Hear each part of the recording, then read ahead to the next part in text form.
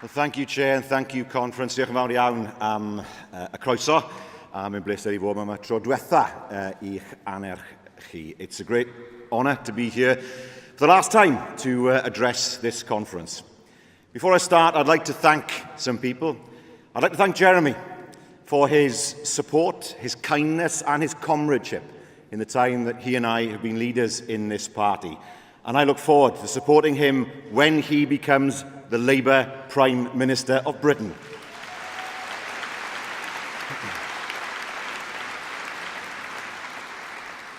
I'd like to thank the fantastic Chris Rees, the Shadow Secretary of State for Wales, and soon the Secretary of State for Wales. The irrepressible Carwyn Harris, my Deputy Leader, somebody who's been going up and down Wales for the last few months, promoting our party and promoting all the good that we do as a party. Carwyn, thanks for your support as well. To Louise McGee, who's the General Secretary of Welsh Labour. Louise is about to have her first child, so she's not here. But Louise, the best of luck from all of us, and we look forward to seeing you soon in the future together with a new addition to the family.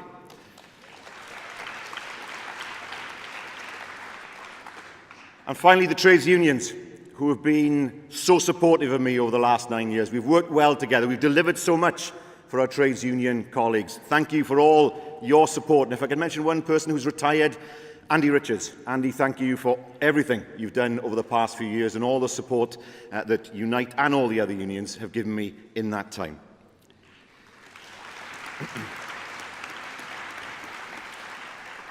Now, Conference, in a little under 6 months, we will be leaving the European Union.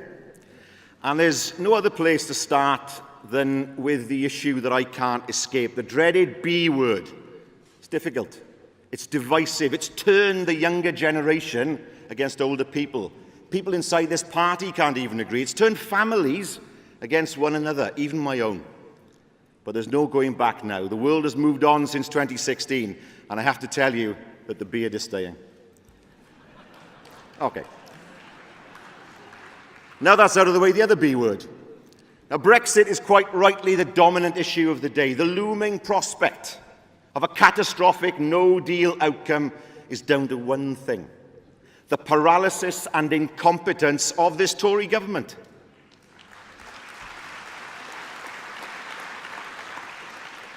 The Chequers White Paper might have been a viable starting position for negotiations if it had been launched 2 years ago, before Theresa May sent the Article 50 letter, not with weeks of negotiating time left. If Brexit leaves the country poorer and more divided, it's clear where the blame belongs. First, the Brexiteers who said it would all be easy, the easiest negotiation ever. Remember, they said that? And second, a government which has failed this country monumentally. Conference, it's time for the Tories to go.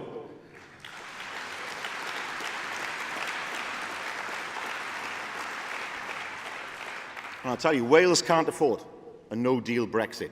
It would mean a new wave of industrial carnage with a real risk to advanced manufacturing, and it's my first duty as First Minister to do whatever I can to protect Wales from that prospect. I have to prepare our country for every outcome. And that's why today I'm announcing a further £6 million worth of support through our new EU Transition Fund for workers at Ford, Toyota and Airbus in Wales.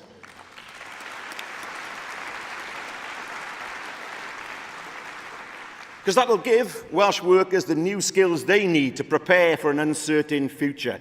That's a Welsh Labour government in action. Brexit or no Brexit, we'll put our economy first and the needs of our workers first. So yes, Brexit is the dominant issue of the day, but it's not the only issue of the day. Nye Bevan's idea of socialism as the language of priorities is something I mentioned in my first conference speech as leader, and I want to return to that idea today. Because, Conference, this will be my last address to you as leader of Welsh Labour and First Minister of Wales. And I'm deeply grateful for the support you've shown me and Welsh Labour in that time. For too long now, We've been left alone to fly the red flag for Labour. We need Labour back in power in Westminster and in Scotland too, because only in power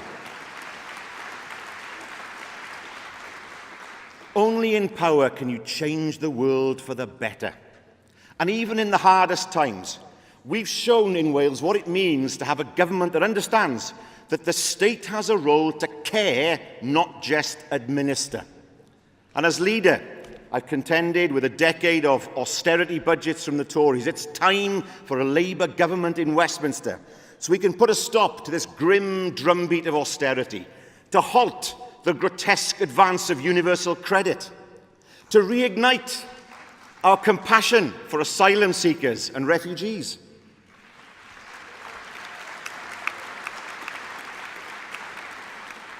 to halt the growing inequality between boardroom and shop floor, and to resurrect fair play and a fair deal for all of our communities. Conference, we need a Labour government to remind people what Britain is for. And even through the toughest times, we in Welsh Labour have found a way to keep that flame alive. We're delivering for our communities in Wales, and that's the prize that power offers. Conference, we ended the internal market in the Welsh NHS, ensuring a health service fit for purpose and true to Bevan's ideals.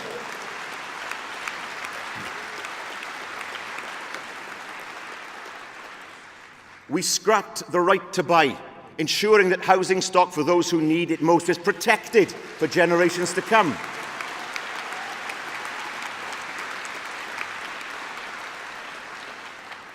We stood with our brothers and sisters in the trades union movement to defend Wales against Tory attacks on workers with our own radical Welsh laws.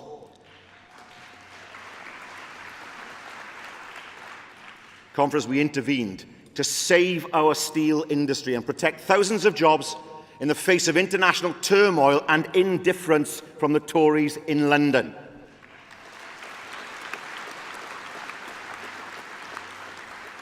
Now, some of you in this hall will remember marching with the junior doctors. Well, that didn't happen in Wales because there were no strikes in Wales, because we respect our doctors and all our NHS staff. And that's why tomorrow the Welsh Labour Government will give doctors and dentists the pay rise they deserve at a level above that offered in England.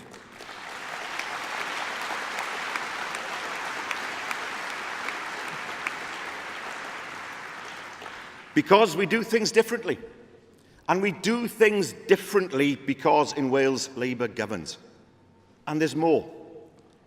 Unemployment in Wales is now lower than London, thanks to a Welsh Labour government that shares the aspirations of our citizens and invests in them.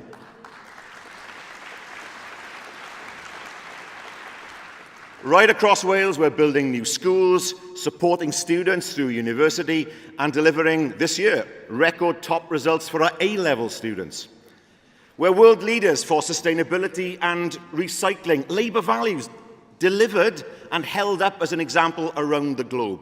We're building a world-class railway for the future, investing millions on new trains, improved stations, and more frequent services. And working with our trades unions, we will guarantee a guard on every train.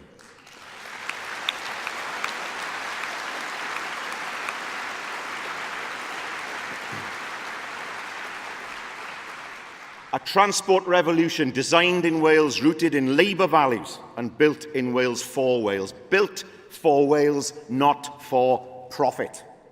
And only Labour can make these changes, because only Labour wants to make these changes. And I want Jeremy in number 10, so that people right across the UK can see those positive changes too.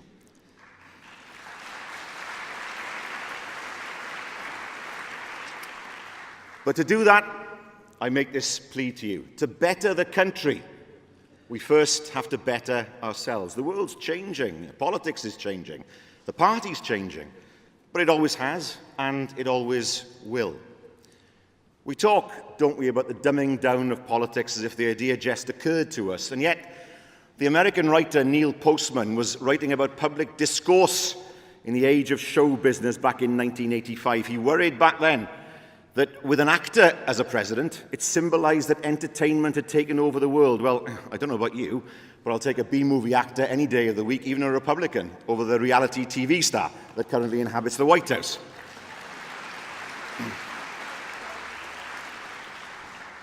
And many of the challenges we face today have been faced before. The media may be different. For Neil Postman, it was all about TV. Today, it's more about social media and politics by WhatsApp.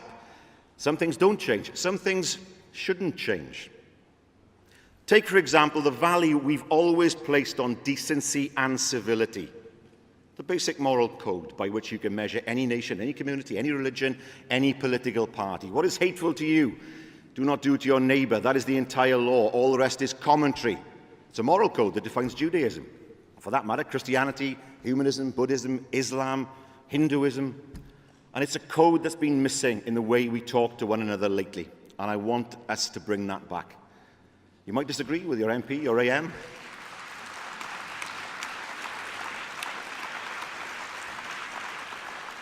You might disagree with your trade union rep. You might be uncomfortable with the latest idea from the Fabians, the Co-op, Momentum, or Progress. But these concerns are not special.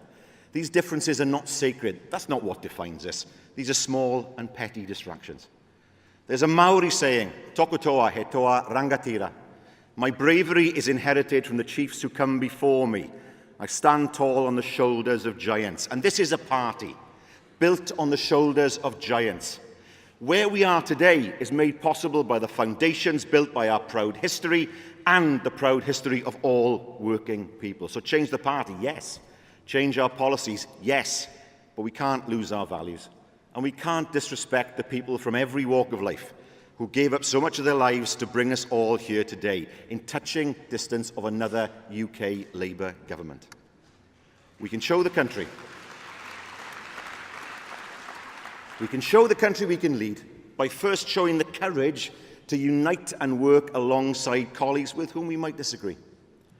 It must be right that we treat one another with respect. And nowhere have I seen the need for more action and more respect than in relation to gender inequality.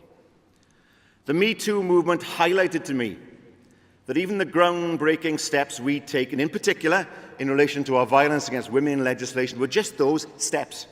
We need leaps forward on this agenda, and we need them today. And so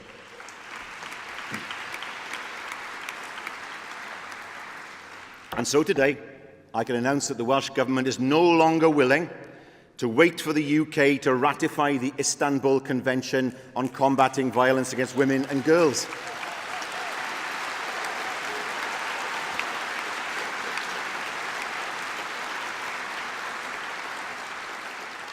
It's surely a level of legal protection that everyone in Europe should expect, and a level of protection that's afforded already in 33 countries. And through the policy choices we've made, we comply fully with that convention. And today, we ratify that convention in the names of the women and girls in Wales and demand the UK government does the same.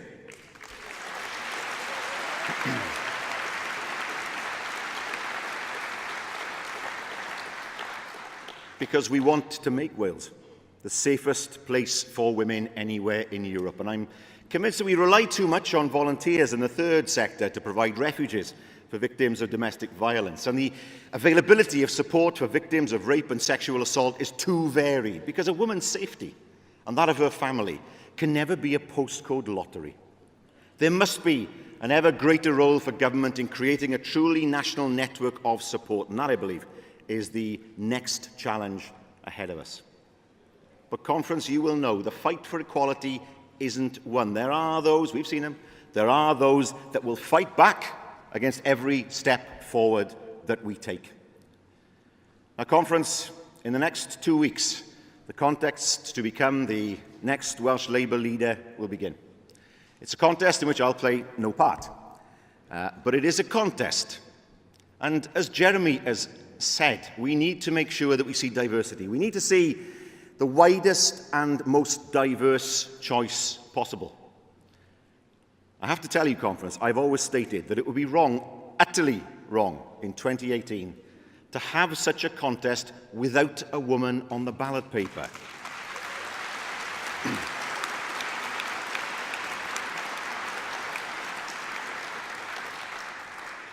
And I have to say, Conference, if necessary, I will lend my nomination to make sure that happens.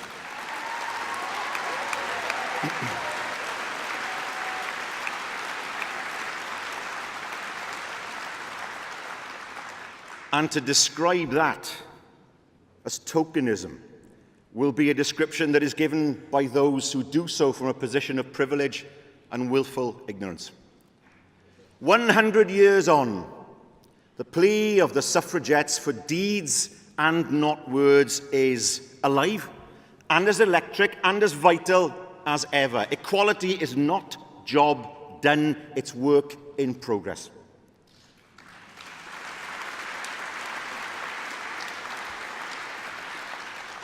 And so it's for us, as a Labour Party, to move forward. We are here only to pass the party and the country on to our successors, to make sure that it's in better shape than we found it.